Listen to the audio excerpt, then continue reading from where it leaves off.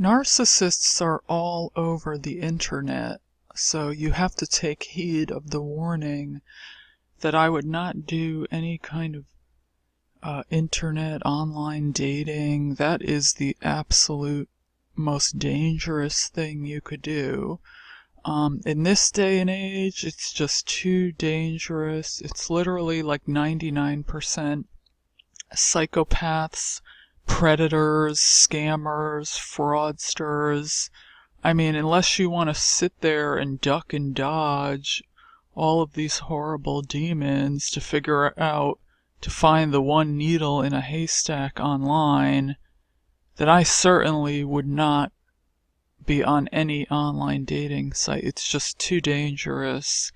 I actually met one narcissist on a Christian dating site, and the other two I met on Facebook. So, I mean, they're literally everywhere. And the fact that this demon specifically went on a Christian site tells you how predatorial they are. He specifically targeted that site. They are the consummate predators.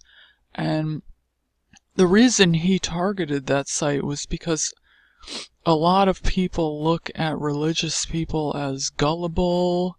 For instance, Christians are taught to believe, to be obedient, to just follow like sheep, don't ask any questions. This is ingrained in them since they're children, which is extremely, extremely bad. And I was in the Christian church, so I know about it. So the fact that he went on that site, he figured he would find a woman that's just going to follow him and do whatever he wanted and not say anything, and he was going to get off all of his manipulations and completely damage and destroy them.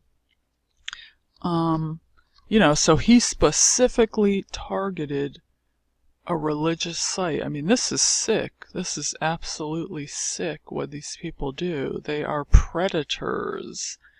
So nowhere you go online is safe. Let's just put it that way. Nowhere is safe. So you need to meet people in person, because it's much harder to lie to someone's face. I mean, they can look at your body language. They can tell when you're lying. Through the internet, you don't know what's going on. Someone could say anything, they're going to blow themselves up to be, totally out of proportion, and people enhance their whole life to put out the best, public billboard, so to speak. So you don't know who this person is. You have to get to know people, vet them. I mean, at this point, we should even be doing background checks on everyone, because, I mean, there's just predators everywhere. They're everywhere, and it's just way too dangerous. So I would just not meet anyone online.